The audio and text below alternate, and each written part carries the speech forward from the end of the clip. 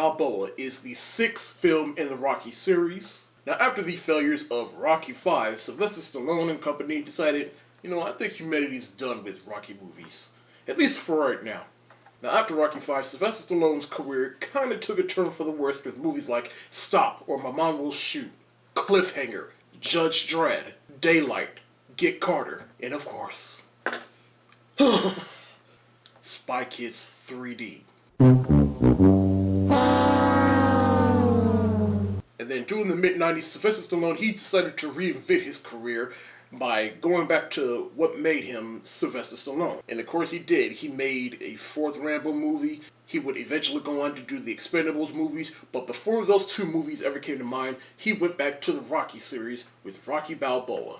Which was a ballsy move because at that point, Sylvester Stallone, he was old and in his 50s and pushing his 60s. Everyone couldn't believe why he was there. I'm like, why is he doing this? He's too old to be doing these movies. I'm pretty sure his health won't allow him to box. Now granted, Sylvester Stallone, he's still in shape, but he isn't in the shape that he was back during the 70s, 80s, and some of the 90s. But Sylvester Stallone made it work, and I guess Sylvester Stallone, he just woke up one day and decided, that last Rocky movie, that's not how Rocky should go out. I need to redeem myself for this. The Rocky series needs a proper goodbye. So the film opens up, and immediately I just fell in love with the tone because it had that subtle tone that the first 2 Rocky movies had, and it didn't get too serious like Rocky 3 and 4, but at the same time, it was still fun. Like this movie, it had the tone that I hope Creed has, where it's not too serious, but at the same time, it still has fun, and it's inspiring. And the film opens up with modern-day Philly, and it has all the same beats that the first film had, and we still hear that song, Take You Back, do-do-do-do, take you back. We have that fight with Miles Dyson. He wins his fight, but he is not a fan favorite amongst other people, and people were pretty much saying that he's a phony or whatever, and they think that he hasn't been challenged enough. And so the announcers are saying, who could be a worthy opponent for Miles Dyson? And then that's when we transition to Philly. And then we see Rocky Balboa in the modern day, and then we see him in his house. He's waking up. He's doing all the same beats he did in the first film where he woke up. He's feeding the birds and his turtles or whatever. Now, immediately when we see Rocky wake up, you're like, wait a minute, where's Adrian? And then it cuts to Rocky Balboa at Adrian's grave. He's standing there, and we're like, Adrian died? We find out that Adrian, she died of woman cancer. And that right there was also a ballsy move. And I even read that Sylvester Stallone and Talia Shire, they spoke about the script before they even made this movie. And then ultimately, long story short, Sylvester Stallone, he decided to kill her off in the film. And Talia Shire, she was also fine with that because she wanted that to bring some emotional tension within the film, because the first script that they had, it didn't, and she even publicly said that. And I just love how the first probably 10 or 15 minutes of the film is just Rocky. He's going through modern day Philly. He has all the same beats as the first film. He owns a restaurant now named after Adrian. And we even get a cameo from Spider Rico, who Rocky fought during the first 5 minutes of the first Rocky film. And the restaurant has a whole bunch of Rocky Easter eggs. Like we see that painting with that last fight between Rocky and Apollo Creed at the end of Rocky 3. He has pictures of all of Rocky's fights, and Rocky, he just goes to the guests and tells the stories of his fights throughout his career. And then afterwards, Rocky, he just goes around Philly. He sees the old pet shop that Adrian used to work out. He sees the ice rink where they went on their first date. He sees the house that they bought together. Like, this whole 15 minutes is just nothing but a nostalgia trip for fans of the old Rocky movies. And to get people reacquainted with the Rocky movies, because it's like, hey, remember this? Hey, remember that? Hey, remember this? Hey, that's the way to pull them in. Pilote returns to this film, and while they're at the old ice skating rink, and Rocky, he's just thinking of good memories. Adrian, Paulie, he's not, and he's all frustrated, like, you're living your life backwards. You need to go forward. But he's just saying that because now that she's gone, he's starting to feel guilty about how the way he treated Adrian when she was alive. And then Rocky, he reacquaints him saying, hey, Adrian loves you.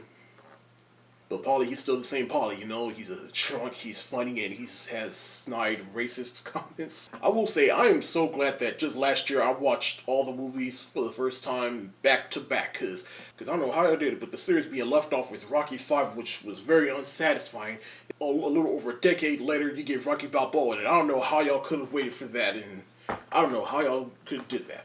Another callback to the film is when Rocky, he goes to the old bar that he always went through frequently throughout the series, and then we meet Little Mary.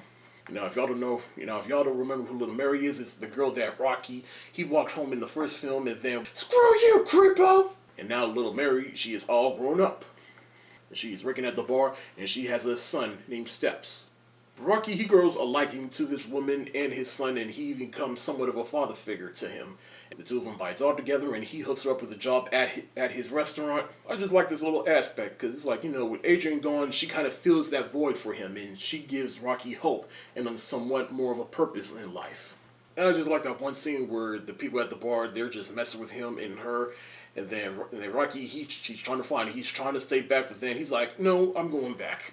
And then he doesn't even fight them. He just grabs them and just like, stop right now or whatever.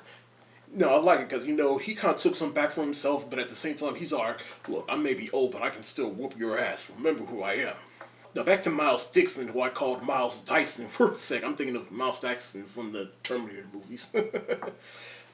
But Miles Dixon, he is played by real-life boxer Antonio Tarver. Again, he's an undisputed champion, but he is unpopular amongst the crowd, and people think that he hasn't been challenged enough. And then all this is changed when ESPN, they make a little cartoon where Miles Dixon, he fights Rocky in his prime, and they say that ultimately Rocky would have beat Miles Dixon. Now, Miles Dixon, he agrees to this, and he's decided, what, let's fight him in an exhibition match. And then Rocky, he agrees to this, and part of the reason why is because he says in that one scene where he's in the meat factory talking to Polly, he's talking about, I have some stuff in the basement. It's like the beast is still in me.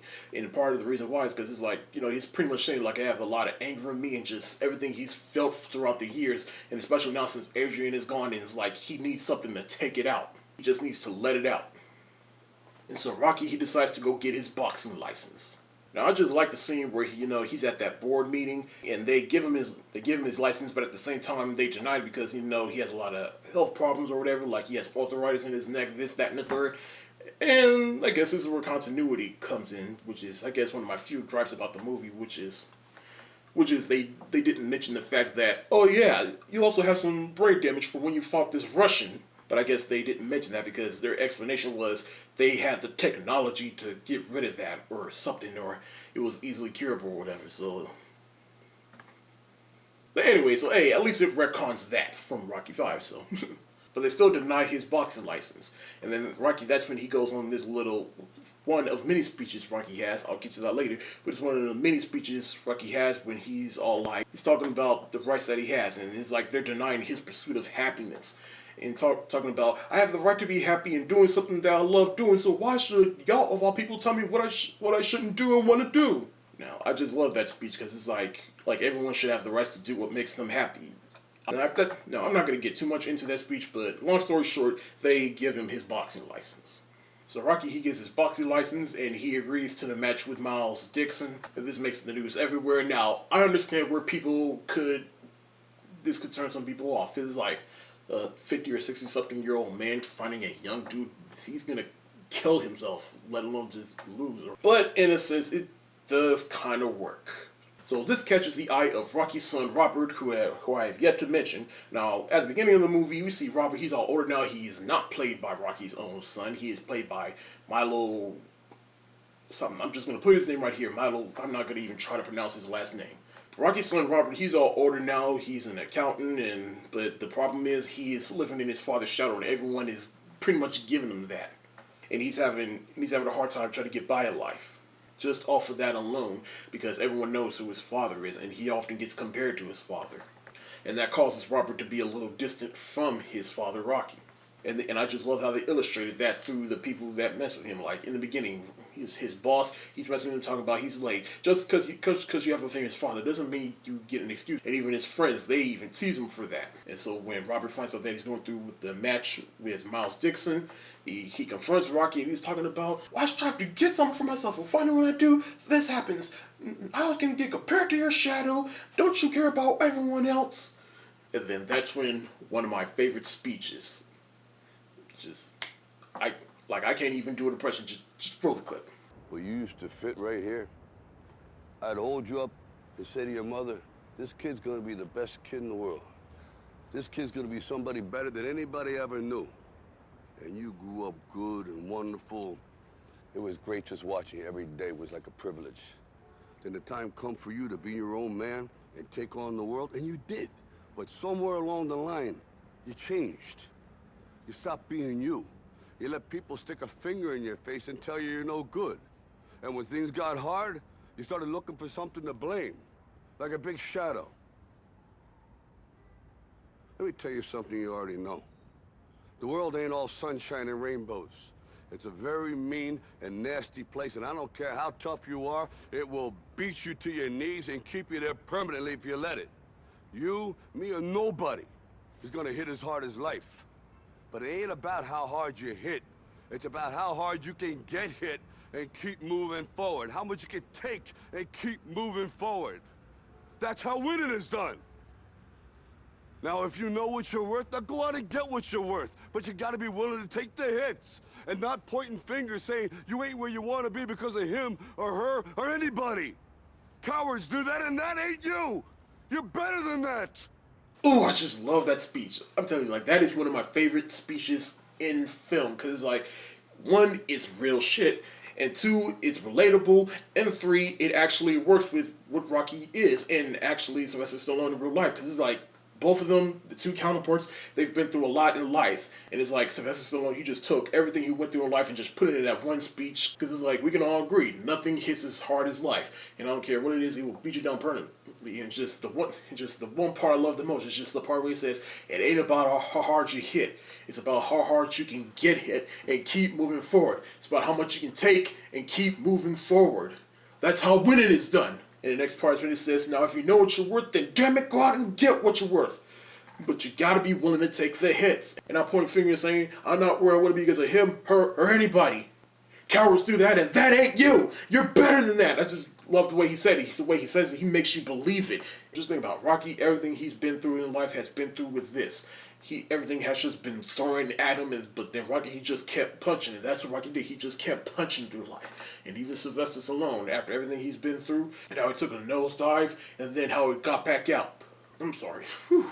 Robert and Rocky, they rekindle their relationship at Adrian's grave, and Robbie quits his job, and then he decides he wants to be a Rocky going through this match with Miles Dix. So now we go to the classic training montage. Beforehand, we see an old Duke Evers. He comes back talking about, alright, you have arthritis in your neck, this, that, and the third, blah, blah, blah, blah, blah. What we're going to do is give you some hurting bombs. I love Duke. And of course, we just get that classic training montage. He's running with the dog, he's lifting weights, he's running in the snow and going up those classic stairs to that Philadelphia museum. And I just love the fact that the snow is added, because it's like, yep, that I can feel the tension there. And it's all being played with a more updated rendition of Gonna Fly now. Now, I just love this. And I like the remix on the soundtrack, but I like this rendition because it's like, it's updated, but at the same time, it's not too remixed to the point where it's like it's unrecognizable. It's an updated rendition, but at the same time it honors and respects the production of the original. So now we finally get to the fight between Rocky and Miles. Now before, they both tell each other, hey, just keep it easy or whatever, and we'll both walk away from this walking away in one piece. But then Rocky is like, bring it on. Just give me everything you got. So then we finally get to the fight. Now Dixon easily dominates the first round, only to injure his left hand against Rocky's hip in the second. Rocky makes a dramatic comeback, though, and continues to surprise the audience with his prowess and chins against the younger and faster fighter. Dixon, unprepared for Rocky, sends Rocky one to the knee in the final round, but Rocky pulls himself up, and I just like the tension there where he's talking himself in his head, talking about, come on, what is it that you told the kid? It ain't about how hard you hit. It's about how hard you can get hit and keep moving forward. It's about how much you can take and keep moving forward. So Rocky pulls himself up and gives one last assault. And I just like it too. In those last couple minutes of the fight, both of them, they just like, you know, the two continue to punish each other till the very end. Rocky thanks Dixon for the fight and even tells him, hey man, you got heart. And Dixon, he's very appreciative of that, and then leaves with the crowd loving it. Now Miles, he wins the fight by split decision, but Rocky clearly doesn't mind. He's just happy that he could go the distance once again like he did in the first movie. Now, there was an alternate ending where he actually won the fight, But I guess they cut that ending because it's like, yeah, the elderly Rocky, that would be unrealistic. So I'm glad that they actually went with this end. And I just love how it all ends. It's like they both of them, they go back to the locker room, and Rocky, he's giving everyone a hug, and it's like a final curtain call. You know, he hugs little Mary and her son, he hugs Spider Rico, he hugs Duke, and then finally he hugs Robert and Paulie, and then the both of them, they come from behind and put his hands up like this. But then once Rocky goes back into the locker room, we finally cut to Rocky. He's at Adrian's grave once again. He puts flowers on top of the tombstone, and he says that famous line from the second movie, "Yo, Adrian, we did it." Then he walks away. I just love that rack focus of Adrian's grave. And then Rocky, he just walks away, and then he turns around and then waves. It's like he's waving bye to the audience as like a final curtain call for Rocky. And then it just fades away, and then that's just it.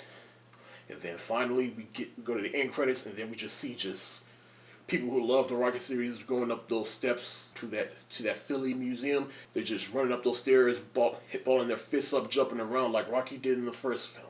And that's just like that, because it's like a little montage / love letter to the series and how much these movies mean to everyone. In the end, Rocky Balboa was definitely the conclusion to the Rocky series that we all deserved and let alone needed. And it was definitely the comeback story of Sylvester Stallone and let alone Rocky Balboa, as explained in his speech. And because, again, it ain't about how hard you hit, it's about how hard you can get hit and keep moving forward. And that's what Rocky did. He just kept punching through life and took whatever came at him, and then he persevered through it. The movie, it was about not living in the past and trying to prove that you're still worth a damn, no matter how old you are. I cannot stress how much I loved this movie, and it's, again, because it's like, I watched this movie and I was like, yes, that's what I'm talking about. Fuck you, Rocky 5. This is the ending that we needed.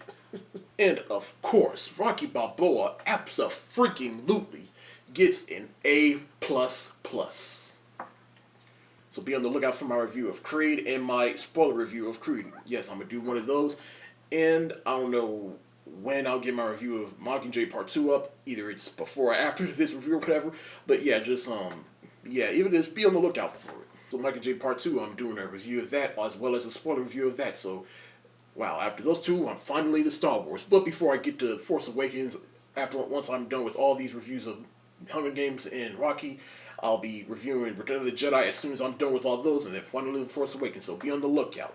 That's it for the day. If you like what you see, subscribe to this channel, subscribe to my other channel. The links are in the description below. And be sure to follow me on Facebook, Twitter, Tumblr, Instagram, Movie Pilot, and Periscope. Peace.